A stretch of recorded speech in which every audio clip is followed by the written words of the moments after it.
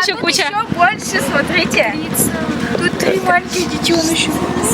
Да фу, это мыши же. Фу, как вы их трогаете? Блин, вы где их нашли? Они там в бензобаке, где эта крышка. Под тряпкой лежали. Серьезно? А что они там делали? Еще? Ты че? Тупой? О, блин.